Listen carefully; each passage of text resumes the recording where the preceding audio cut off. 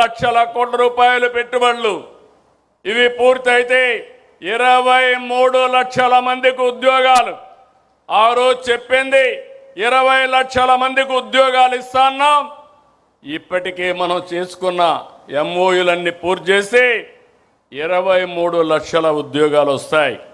నేను మాట చెప్పడం కాదు. ఇప్పటికే మీరు చూస్తే 282 ఎంఓయూల్ని కార్యరూపం చేశాం. 11,54,136 కోట్ల రూపాయలు పెట్టుబడులకు క్లియరెన్స్ ఇచ్చాం. 10,37,067 మంది ఉద్యోగాలకి నాంది పలికాం. ఈరోజు మీరు ఒక్కసారి ఆలోచిస్తే ఇండస్ట్రీస్ కానీ, commerce, energy, information technology, infrastructure investment, food processing, rare earth minerals, ఒకటి కాదు అన్నిట్లో కూడా ప్రభుత్వం ముందుకెళ్తా ఉంది. ఒక పక్క గూగుల్ వచ్చింది. పుట్టపర్తి కేంద్రంగా 5th జనరేషన్ ఫైటర్ జెట్ కూడా ఈ రాష్ట్రానికి వస్తూ ఉంది. నేను చాలాసార్లు చెప్పాను, స్పీడ్, ఒకప్పుడు ఈజ్ ఆఫ్ డూయింగ్ బిజినెస్ మాట్లాడాం, ఇప్పుడు గేరు మార్చాం, స్పీడ్ ఆఫ్ డూయింగ్ బిజినెస్ మాట్లాడుతున్నాం. 36 రోజుల్లో కేంద్రం ఇండికేషన్ ఇచ్చిన తర్వాత ల్యాండ్ ఎక్విజిషన్ కూడా చేసి ఫౌండేషన్ వేసామంటే అది ఈ ప్రభుత్వం చూపించే చొరవ, స్పీడ్ ఆఫ్ డూయింగ్ బిజినెస్. ఆ స్పీడ్ చూసిన తర్వాతనే నేను చిన్నప్పుడు నడిపే బుల్లెట్ కూడా, రాయల్ ఎన్ఫీల్డ్ బుల్లెట్ కూడా మన రాష్ట్రానికి వచ్చే పరిస్థితి వచ్చింది. నేను ఏ ప్రాజెక్ట్ వచ్చినా మాటల్లో చెప్పడం లేదు. నేను ఒకటే చెప్తున్నాను, ఈరోజు క్లియర్ చేస్తాం. ఎప్పుడు ప్రారంభం చేస్తారో ఈరోజే డేట్ ఇమ్మని దాని ప్రకారం ముందుకు పోతున్నా.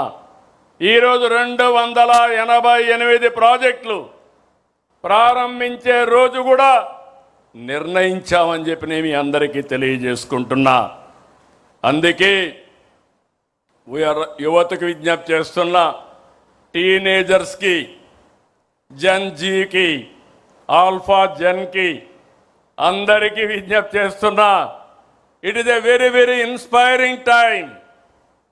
నేను ఎందుకు ఈ మాట మాట్లాడుతున్నానంటే, ఈరోజు ఈ మహానాడు అమరావతిలో కేంద్ర కార్యవర్గం ఉన్నాం. 1875 సెంటర్లో వర్చువల్ సమావేశం జరుగుతూ ఉంది. ఇప్పటికి ఎంతమంది ఉన్నారో నా డాష్ బోర్డులో నేను చూసుకుంటున్నా. ఏ తీర్మానం ఎంతమంది బాగా ఆమోదించారో దానికి కూడా రేటింగ్ పెట్టి తెప్పిస్తున్నా. అరేంజ్మెంట్స్ ఎట్టున్నాయి అన్నీ కూడా రియల్ టైంలో వస్తూ ఉంది. అంటే మీరు గుర్తుపెట్టుకోవాల్సింది, ముందు రోజులు అయిపోయినాయి, పని చేసిన వాళ్ళు బ్రహ్మాండంగా రాణిస్తారు, పని చేయలేని వాళ్ళు వెనకబడిపోయే పరిస్థితి వస్తుందని చెప్పి కూడా నేను మీకు తెలియజేసుకుంటున్నా. అందుకే యువతకు విజ్ఞప్తి చేస్తున్నాను, బెస్ట్ టెక్నాలజీ, ప్రపంచంలో ఉండే టెక్నాలజీలకి ప్లస్ తీసుకొస్తాం. నాలెడ్జ్, ప్రపంచంలో ఉండే నాలెడ్జ్ని అనుసంధానం చేస్తాం.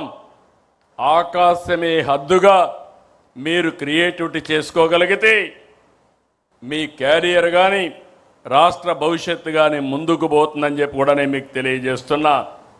అందుకే మీకు నచ్చిన రంగాన్ని ఎంచుకోండి, నచ్చిన మార్గంలో వెళ్ళండి.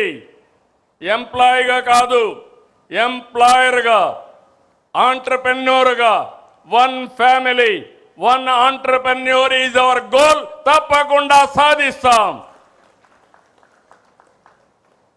ప్రభుత్వ రంగంలోనూ ఉద్యోగాలు ఇస్తున్నాం. మెగా డిఎస్సి ఎన్నో అడ్డంకులు క్రియేట్ చేశారు, కోర్టుకు పోయారు. ఇప్పుడు కూడా చెత్త మాటలు మాట్లాడుతున్నారు. ట్రాన్స్పరెంట్గా రికార్డు టైంలో ఎన్ని అవరోధాలు సృష్టించినా అధిగమించి 15,941 మందికి ఉద్యోగాలు ఇచ్చిన ఘనత ఈ ప్రభుత్వానిది. 5757 కానిస్టేబుల్ ఎన్నో సంవత్సరాలుగా పెండింగ్ ఉన్నాయి. ఆ రోజే వాళ్లకు పెన్షన్ కూడా ఏదైతే ఉందో వాళ్ళకి ఇచ్చే ఆండ్రోరియం కూడా 4000 ఇస్తే 12,000 చేశాం. మొదటి సంవత్సరం ఉద్యోగాలు ఇచ్చాం.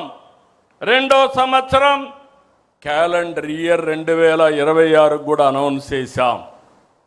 ఇవి the youth rise, Andhra Pradesh rises. యువ శక్తిని సమర్థవంతంగా వినియోగించుకుంటే దేశానికి చోదక శక్తి అనేది మా నమ్మకం. TDP does not do politics for the next election. TDP works for the next generation. ఈ విషయం అందరూ గుర్తుపెట్టుకోవాలి. ఎన్నికల కోసమే పనిచేయడం లేదు, భవిష్యత్తు కోసం, భావి తరాల కోసం పనిచేసే ఏకైక పార్టీ తెలుగుదేశం పార్టీ. నేను 4వసారి సీఎం అయ్యాను.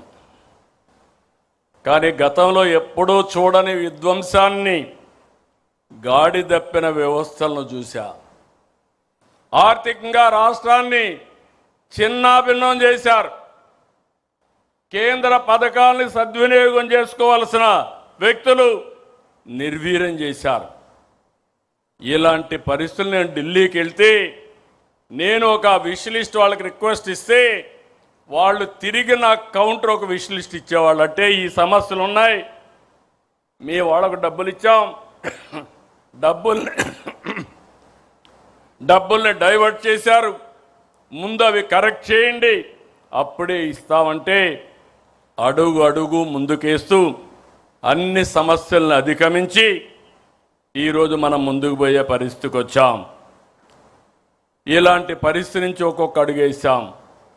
బ్రాండ్ని మళ్ళీ బిల్డప్ చేశాం. సమిక్షేమం, అభివృద్ధి, సుపరిపాలనతో పొరుగు రాష్ట్రాలు ఆశ్చర్యపోయే విధంగా పెట్టుబడులు ఆకర్షిస్తున్న ఏకైక రాష్ట్రం ఆంధ్రప్రదేశ్ రాష్ట్రం అనే విషయం మనం గుర్తుపెట్టుకోవాలి. వెంటిలేటర్పై ఉన్న రాష్ట్రాన్ని కేంద్రం సహాయంతో గాడిన పెట్టి మొదటి నెల నుంచే ఆ రోజు ఒక హామీ ఇచ్చాం. ఇచ్చిన హామీలు వీలైనంత వరకు నిలబెట్టుకుంటున్నాం. ఆ రోజు మనం జూన్లో ఎన్నికల ఫలితాలు వస్తే ఏప్రిల్ నుంచి పింఛను పెంచి ఇస్తామని అరియర్స్ కూడా ఇచ్చిన పార్టీ తెలుగుదేశం పార్టీ. ఇప్పటి వరకు 63,000 కోట్ల రూపాయలు ఒక్క పింఛను కోసం ఇచ్చాం. ఇది దేశంలో సమిక్షేమ రికార్డ్. 4,000, 6,000, 15,000 రూపాయలు ఇచ్చే ఏకైక ప్రభుత్వం భారతదేశంలో. అతి పెద్ద డీబీటీ ప్రోగ్రాం, పేదవాళ్ళకి ఇచ్చే పెన్షన్లు. రైతన్న గత ప్రభుత్వం కేవలం 7,500 రూపాయలు ఇచ్చారు. అన్ని కార్యక్రమాలు రద్దు చేశారు, రైతును నిర్వీర్యం చేశారు. కడాన మైక్రో ఇరిగేషన్ కూడా రద్దు చేసే పరిస్థితికి వచ్చారు. ఈరోజు మీరు ఒక్కసారి చూస్తే 14,000 రూపాయలు ఇస్తున్నాం. మైక్రో ఇరిగేషన్కి సబ్సిడీని 90% వరకు ముందుకెళ్లే పరిస్థితికి వచ్చాం. ఇంకో పక్క ధాన్యం సేకరణ చేయడమే కాదు, 24 గంటల